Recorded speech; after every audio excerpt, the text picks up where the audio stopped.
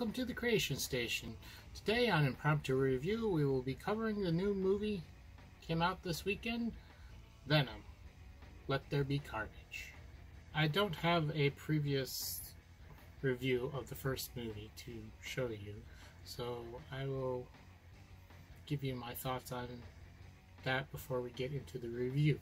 Now, I have a love-hate relationship with these films because I really liked Venom, the original Venom, as a villain for Spider-Man, and this new take on Venom really isn't Venom, and I can't quite say I hate it, but I have a disdain for it because I would really like to see this new, or see the old Venom in the movies. Now, I can understand why they did this, because as much as I like the old Venom, he was a Spider-Man villain, essentially, although he did get his own spin-offs, and the character did change and develop throughout the years, which that's always good in its own right, having character development. But I could see them not making a movie on it because there really isn't much to go with just him, and he really isn't a likable character at the beginning. Even later on, his story is interesting, but definitely something I don't think movie goers would go to just see a movie about him. Now, the Sam Raimi movies with the third one where they introduced Venom, that movie wasn't the best because he was kind of crammed in there, but he was connected to Spider-Man, which this character is not connected to Spider-Man at all. That's one reason why he's not really Venom, because you can't, with the story, with Venom's original story, you can't have Venom without Spider-Man. It's one of the things that made him one of Spider-Man's most dangerous villains was the fact that he knew just about everything about Spider-Man, because if you're not familiar with the story or even haven't seen the Sam Raimi movies, the symbiote was part of Spider-Man's at one point in time. He had bonded with Spider-Man, Peter Parker, and therefore he knew who he was, the people around him, everything. And when he bonded with Eddie Brock, he took that knowledge with him. He also, kind of knew the limit of his powers and everything else. This made him very dangerous. He can just, even not as Venom, just as a regular, as Eddie Brock showing up at his door, messing with his life, whatever. This made him very dangerous, along with the powers that were very similar to Spider-Man's, but even more so boosted. That's why it's really hard to have Venom without Spider-Man. And that could be why they went this way, because they just wanted to have a Venom movie. If you just did Venom by himself, like I said, it would not go over very well. And a lot of the lore and stuff has been changed. The biggest gripe I have is the comics, there was only one instance where he ate somebody for their brains. And it was not commonplace for him to do that, and there was a whole story arc on that.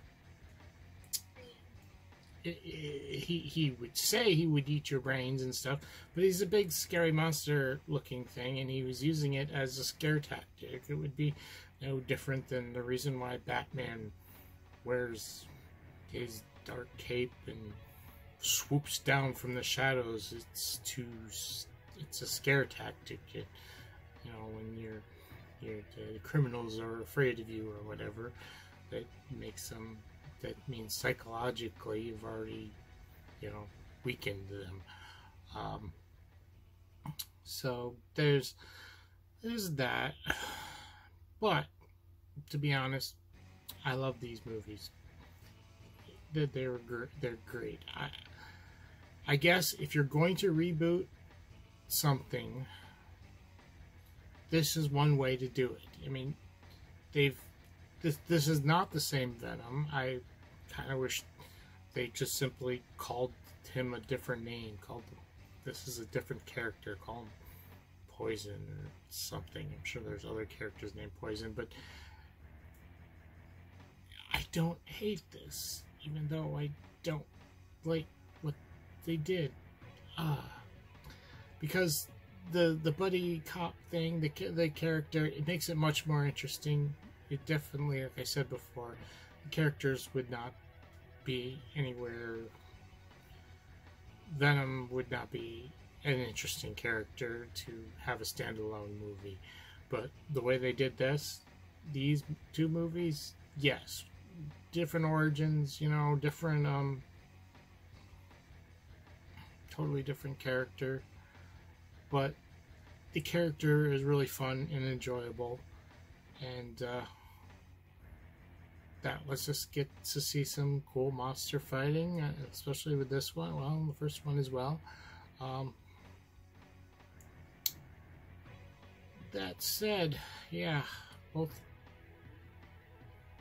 It's a love-hate relationship. I'd still like to see a Spider-Man movie with Venom done right in it. We got close with the Sam Raimi movies, but I think that was probably going to be what was going to happen in Spider-Man 4. They had the black suit in Spider-Man 3, and they were going to lead it into the next movie with Venom. But yeah, I don't know. I don't have any inside information on that, but that's what I'm guessing with what we got. Let's start going into this movie more. I liked, you know, Venom and their buddy relationship like they had in the first movie. The separation, them fighting was interesting. It felt like it could have been maybe, I don't know if explain's the right word for it, but it could have been done slightly differently. But I mean, you get the gist of it. They need each other. Although it felt more like the Venom, the symbiote, needed Eddie more than Eddie needed him. Looking back, I don't know. Although, with what's going to happen with Carnage after him, he does need the suit, but that's it's like cause and effect, you know. If it wasn't for the Venom suit, he wouldn't have to worry about Carnage. So yeah, maybe that's a little bit foggy. They could have delved a little bit more into that. That was really good. Their chemistry bond or whatever. I mean, I like how both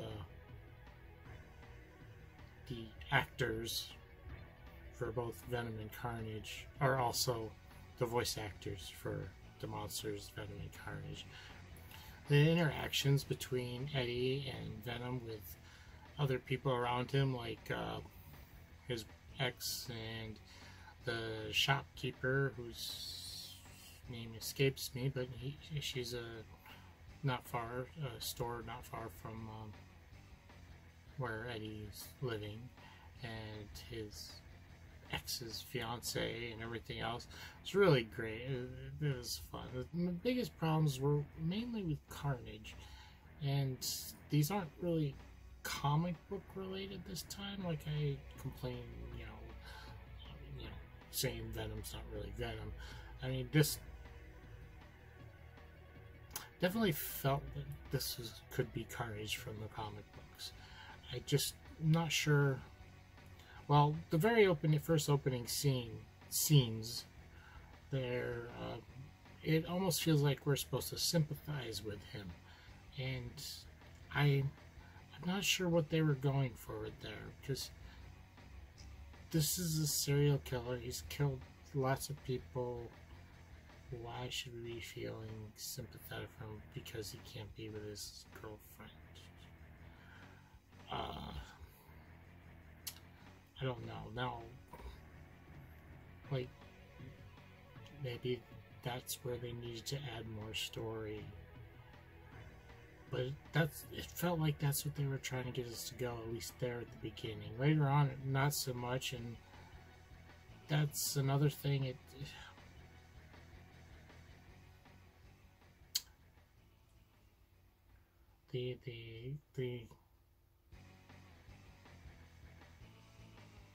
I guess this part is kind of comic book related. In the comics, when basically what would happen in this story, which was the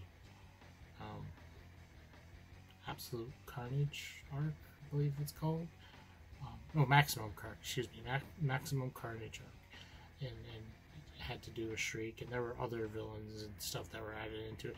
But they literally are going on a rampage through the city. Well, this was much more focused, you know, take out Eddie, and they wanted the cop, and they wanted ended up taking Eddie's ex. Yeah, they wanted to, you know, take specific people, get revenge on certain people, and it wasn't quite as Carnage as it should have been, you know. Carnage is much more chaotic. Chaotic is, you know, when you're talking about the word Carnage, not just this character. So, I mean, story-wise, it makes sense. I mean, it gives it focus and stuff. But, yeah. It's a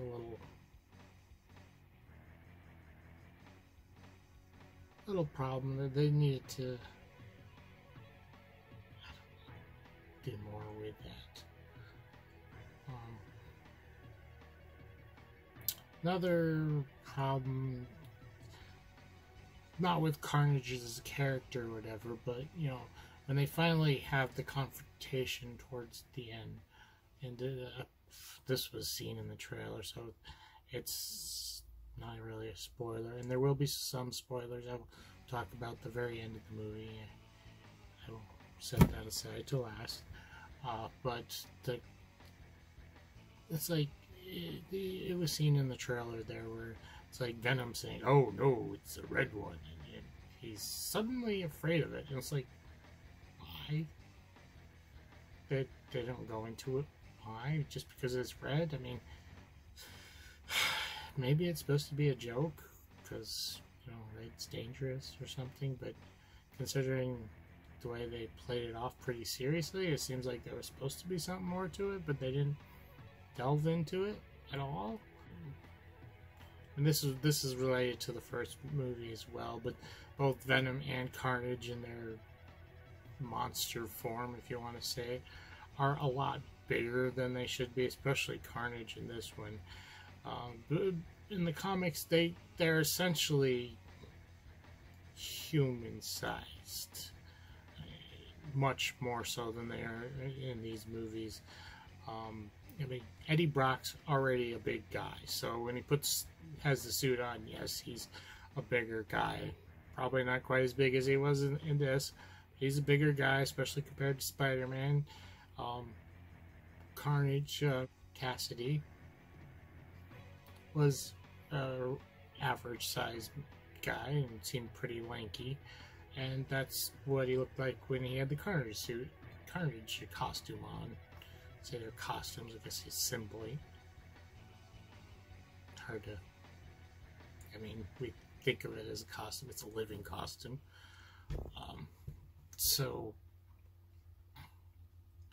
yeah, I never, the sizes are a bit off, but, you know, it's a big movie production, want big monsters fighting. It's not to say, you know, Carnage was technically smaller than Venom in the comics, but that doesn't mean he was any less of a threat. You give a complete psychopath one of these symbiotes, and yeah, this is what's what happened. He's not afraid of killing anything and goes on a rampage. The movie had a lot of fun. Was a lot of fun. Movie was funny. Had a lot of great action scenes in it. It's a really good movie. It's a really good popcorn flick for, you know, anybody who wants a good movie. Could spend a good hour and a half or so to watch. Recommend it, although if you haven't seen the first one, I wouldn't suggest going this one unless you have a chance to see the first one. That's it for now. I have spoilers to talk about, but if you don't want to be spoiled, I'll see you another time. Remember, creativity is key. So, spoilers, the ending. Okay, there's a lot to be talked about here. Well, not too much. First, confusion. What exactly happened there with the cop at the end? First, I was like, oh no, he died. I didn't really want him to die. It wasn't like he was bad or anything, really. I mean, he was kind of being self-defense for the Cassidy's girlfriend there with Screech. But then at the very end, they show him he's not dead, but what is up with him? Who's he supposed to be now? I'm not sure if there's another reference to that in the comic books or what. I haven't read all Venom comic books. There was, or maybe it's some other character going on. See, I'm like, did he get a symbiote in him or something? It didn't seem like that with the eyes changing color. Something to do with Screech, because she's the one that killed him, or we thought killed him. So yeah, that's a bit up in the air. If you know anything, say comment down in the sections, but I don't want to have any spoilers down there. If you can hide it somehow, let me know if there's more to that I'm missing. And that said, can't forget about the end credit scene. Well, mid-credit scene. Yeah, this isn't entirely a big surprise. I'm not quite sure what happened there. It's like they were going for that scene, and I was kind of curious what he was going to tell Eddie about, you know, their you know, what he said there about knowledge from being in a hive mind, and you know how many eons or whatever that it's been. And I thought, oh, this would be interesting, but they didn't do that. Instead, it looks like, from what we've seen with the Spider-Man trailer, that somehow Venom got magically transported by Doctor Strange's spell somehow into this. And I don't know, I have mixed feelings about this. I'm like, yay, Venom is going to meet Spider-Man, but as I said in the beginning, you can't have Venom without Spider-Man. Now we're just tossing two unknown characters together because this character doesn't know about Spider-Man or something. It's confusing. It's exciting, don't get me wrong, and I don't know if we're going to actually see Venom in the new Spider-Man movie, or it's going to be something that happens a little bit after that movie. But definitely looks exciting. I know my wife was really quite excited for it. So I think that's it. Oh, yeah, and I just didn't like how Carnage got totally obliterated at the end. It's like, Carnage is kind of Venom's worst nemesis. And we're just going to bite off his head and devour his symbiote, which I don't even get that. He ate the symbiote, which reconstituted back into his body. I don't know. It's a bit weird. Yeah, that goes along with what earlier I said about the red, oh, it's a red one. It needs more information. You can't just, sometimes, I mean, you can show not tell, but you still gotta give us a little bit more to work with. Yeah, I don't know about that. And finishing Cassidy off like that. I mean, I guess I don't know what else they would do, because at least Carnage came around a little bit later in the comics than Venom, and by the time he came around, there was already, you know, people after Venom. There were people who knew about his weaknesses, they knew how to contain it, stuff like that. So there was like, there was a foundation. I can't remember now. I'm gonna go back and read them comics. They were good. It's been a while. But they would have some kind of group and be able to contain him, which this, at least time frame wise, don't think so. Since the original company there was pretty much destroyed, because they knew how to contain them. So they were, at least, you know, experimenting on them from the first movie. They were, so yeah, that I didn't like quite. It ended so, I mean, it was good ending. You know, everybody was safe. Don't know what's going on with the cop, but I mean, I guess he's still alive, which is good, I think. That was very ambiguous. So that's it for Venom, Let There Be Carnage. I do recommend it. It's a fun movie to watch. It's, you know, not amazing. I would definitely say, like, if you're gonna rate it against Marvel movies, like, you know, there's a bunch out there that was probably better than it.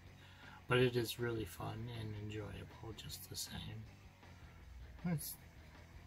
So go ahead, watch it if you can. Other than that, that's it for me. Remember, creativity is key, and I will see you again.